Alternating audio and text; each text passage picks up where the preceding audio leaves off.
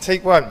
I'm here with the People's Prince, aka aka Mr. Elbow City, aka Jack Tank Shaw. Man of many names. Man of many names. Coming up the fight week, how are you feeling? Yeah, feeling good, fit. Weight's on point, training's on point. Looking forward to getting in there now and just putting on a show and getting another W. Excellent, excellent. I'm going to go back to the beginning. Obviously, your father, legendary trainer. BJJ black belt, professional MMA fighter.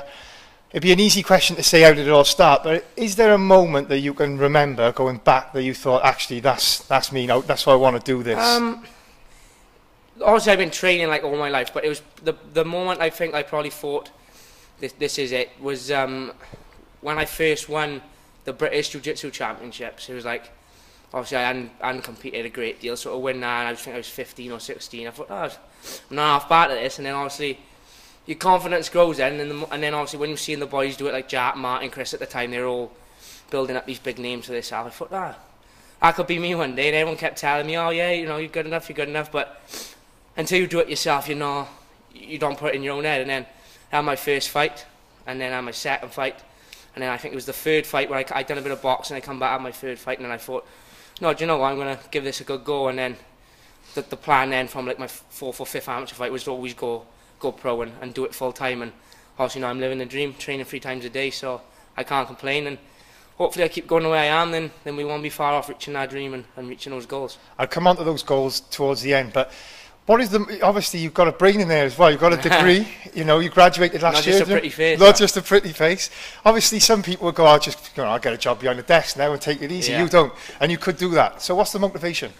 It's just not for me, like, and I don't say it to sound like I'm one of these people who just is afraid to get a job and do a bit of work. Cause you know, when I was in uni I had part-time jobs, but a normal 9 to 5 end for me, and obviously this is something I'm very talented at without, you know, blowing my own trumpet, and it is something that I think I could make a living out of, and I got every intention to do so. You know, if I hit the stage where I think, you know, it ain't going to happen, then I'll have no issues in going to look for a job. But I'm young enough at the minute, I got no real commitments apart from this.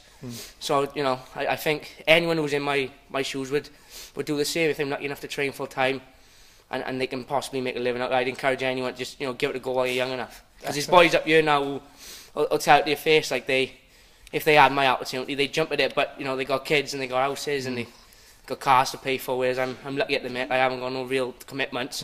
I can focus solely on this. Excellent. You're 22? 22. 22. Getting a bit of a cult following.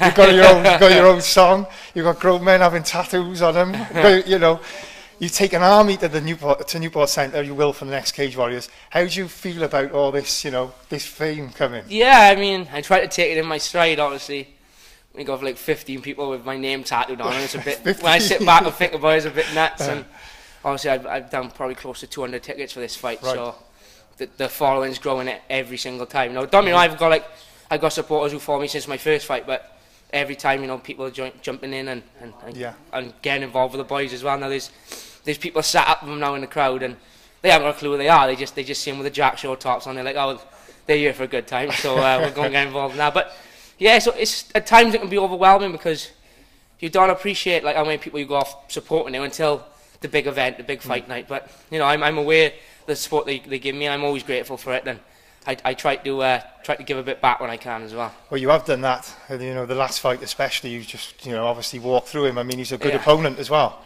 You know, coming into this fight, obviously you're fighting somebody else, somebody who's unbeaten. Have you changed your game anything for this? I mean, no, really. Like, I train for every fight the same way. You know, I got the same routine, same coaches. I've done a bit of training at Jackson Wink, you know, in between fights. So I've got some new skills I learned out there that I like to show off. Not so much new skills, but new outlooks on things and new little concepts that I'm looking forward to putting on. But I don't ever look into the opponent too much. Don't get me wrong, you can't be ignorant. You got to watch and game plan to an extent. But some people, Josh Reed said for his last fight, some people get too caught up in the opponent. They think he's going to do this, he's going to do this. I believe in, yeah, you got to respect what they can do, but you got to focus on your own ability as well. Because if you go in there and fight their fight, then you know they got every chance of beating you. Which you fight your fight, fight your strengths. Yeah. And you know it hasn't done me wrong so far. Just checking that he's still recording. That's, recording. That's good. You mentioned Jackson Wink. Obviously, I remember Jack Marshman said when you got back that if anything, it did you good because you could see that you're actually at the same level as a lot of these UFC fighters. Yeah. What else did you take from the experience? Because it's a great experience getting Yeah, there with them. I mean, like Jack said, the big thing is, you know, you paint some of the UFC guys up in your head to be these monsters who are these untouchable athletes, but then when you're getting in and spar with them, and we've done, you know, it's not such a big a gap as you think, and I'm not saying I was going out there and beating the UFC boys, you know, but you hold your own and you pick things up, but another thing is, like, because there's so many different athletes from, like, you've got like good level wrestlers, you've got strikers, if you want a day where you want to just work your striking and improve your striking, there's people that'll do that. There's people, you know, the level of wrestling in America is obviously high, as everyone knows. And also the fact that you're living in the gym. So if you want to get 5 sessions a day, and you can, and it give me a good outlook, because some fight camps I've done like 2 sessions a day, and I've been happy with that. Whereas out there, down a fight camp, I was doing 3 or 4 sessions a day. So I think it gave me the mindset of there's a lot of hours between the time you wake up and the time you go to bed. So you can get 4 sessions in no problem, as long as you're training smart and sensibly. There's no reason why you can't, you know, get those sessions in. And it also gave me a good look on, like, when you're in a fight camp, you don't really work too much technique, but like I said, if you can do 4 sessions a day, 2 of them can be technical, and you can continue to grow as a fighter, as well as obviously getting fit, dropping your weight and everything else. Right. This gym here, obviously this is probably spend more time here than at home, I Yeah, imagine. I do. Speaking to Josh Reed last year, obviously everyone sings praises about this place. They do. It's changed people's lives. I mean, what does it mean to you, this place here? You've been here from the start. Yeah, I mean, this is as good as my home. It's my home that I don't sleep in. Basically, I always say I love representing my country and everything, but the main thing I like to represent is this gym. You know, been here since it opened as a young, you know, little fat kid. So to be able to represent it on Cage Warriors, you know, Europe's biggest promotion, you know, and just even like traveling to America, being able to train and all my own with the boys up there. It's nice to show that we're doing the right things up here, and, you know, all the years of our work from our coaches have paid off. Yeah, absolutely. Coming into this fight then, what do you expect to happen, Jack? I mean, he's obviously unbeaten. He's a Ventador champion, which is you know, shows he's no mug anyway. So I expect I'm going to have to grind him out. I expect like the last one.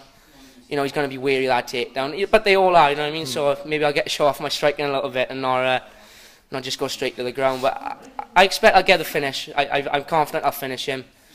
It's going to be a tough fight, I know it is, but every fight I have now is going to be a tough fight. Now I'm not looking to take any steps back. I want to keep progressing and climbing.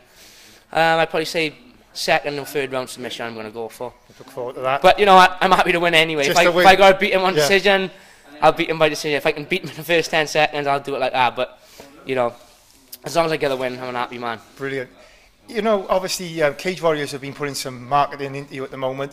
Everyone's talking about the next, you know, the UFC is going to be the step. You've got your fellow pros all singing your praises. Does that add any pressure to you? No, at all. I mean, I've been around the sport like too long now to feel that sort of pressure. You get your fight day nerves like everyone does, but anyone, the boys will tell you, I control it well, and I don't believe in like adding pressure to myself. You know, I always say to people, we're part of like probably 0.05% of the people on earth that'll do what we do. So why anyone else's opinion of me, you know, unless they train with me or they know what they're talking about, I don't really care. You know, I care about winning, and I don't go in there to lose, but I don't feel no added pressure because, you know, I know what I'm capable of, and I know my team are behind me all the way. And as long as I go up there and fight to the best of my abilities, you know, win, lose or draw, I can't do no more than that. So whatever the pressure, whatever the stakes, I'll always have that mindset. What's next then? You get your hand raised, you know, on what is it, next Saturday? Yeah. What's next? I'm hoping to get out again now before the end of the year, hopefully end of November. And just go from there. You know, I'm young, I'm only 22, so I'm not rushing things. If you know, people keep saying, oh, UFC next, but there's no real rush, you know. If it takes a year, it takes a year. If it takes 5 years, then that's what it takes. But, you know, I take one step at a time. As long as I keep winning these fights, moving in the right direction, I'm happy, and you know, I'm happy to just take it as it comes. I think the more you chase something, sometimes the harder it can be to get it.